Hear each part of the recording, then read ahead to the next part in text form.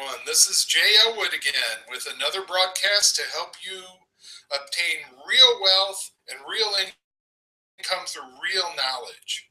Last week and the week before that, we talked about Dave Ramsey's money management system. This week, we're going to talk about T. Harv Eker's money management systems. Both are very good systems, which I have used myself. The difference is I would recommend Dave Ramsey's system if you have heavy debt. And by heavy debt, I mean credit card, student loan, car loan, any debt but your mortgage that equals either more than 10% of your annual income or more than $10,000. I recommend T. Harv Eker's system if you have light debt, meaning less than 10% of your annual income or less than $10,000. I personally use the hybrid system, which may work well for some of you. I use Dave Ramsey's system because I had been kind of stupid in the past and I had heavy debt. So now that I don't have debt, I've switched to T. Harv Eker's system and it seems to work very well. T. Harv Eker calls his system the jar system, and you can actually get jars from T. Harv Eker's site to put your money into. Basically, T. Harv Eker says you divide your money up into several different areas. There's actually 6 of them, and let me show them to you here. Hopefully you can read that there. See if I can get that lined up pretty good. There's the first 4. Financial freedom account, necessities account, education account, long-term savings account, giving account, and play account. Again, let me show them to you. There's the first 4, and there's the final 2. So let's talk about those a little bit. First, financial freedom account. That's where you put 10% of any money you get in. So let's say your paycheck after taxes is $1,000. You're going to put 10% of that or $100 into your financial freedom account. T. Harv Eker says a very good time to spend that money, and that time is never. You're going to pass that money on to your kids or your favorite charity with instructions to never spend that money. The only thing you're going to use that money for is to create something called passive, and we'll get more into that in further broadcast. The next money, you notice it follows the pay yourself first system. The next part of your money, which is 50%, goes to necessities. You can tell right away if you're living too high on the hog, as we used to call it back in the country. Because if you're spending more than half your income on necessities, food, electricity, other utilities, mortgage, then you're actually living above your income standards.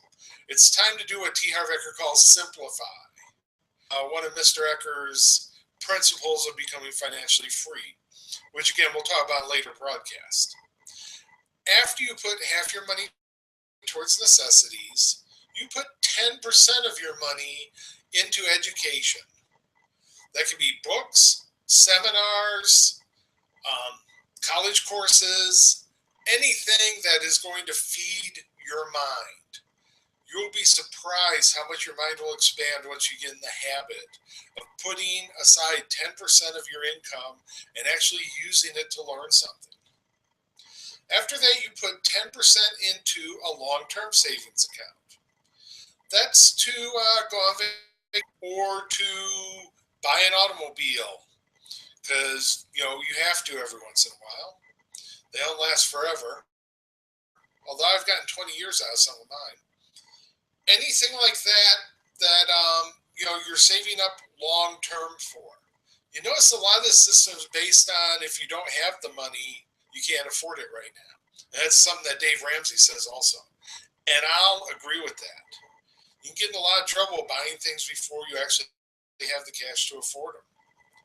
The next 10% goes into giving. give away 10% of your income.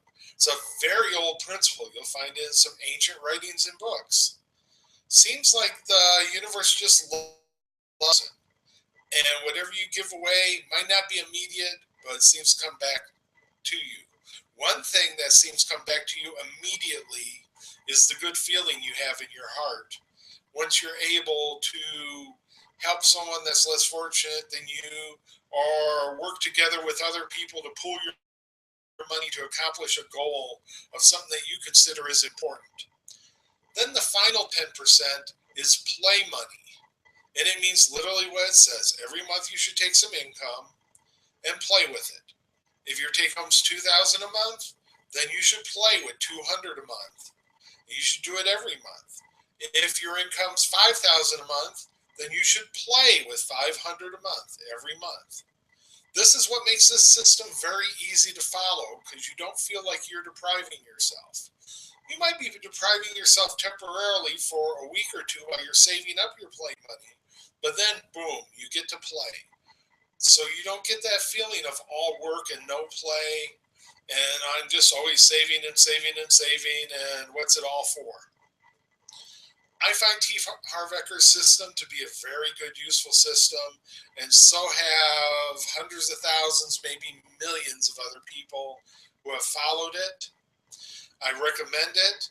Again, if you're heavy in debt, I recommend killing the debt first, because you won't believe how free you'll feel once you're out of debt. And then I recommend getting to Mr. T. Harv Eker's system. So again, I'm going to show it to you one more time. Here we go. There's the first four right there. Actually, you can see kind of the fifth also. And there's the last two. There's the first four, and there's the last two, so you can write it down. Okay, and with that, I thank you for joining me for another broadcast. And I want to remind you of the golden rule, and that is, he who has the gold makes the rules.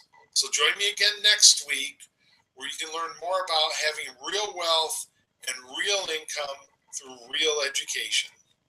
Thanks again. Bye.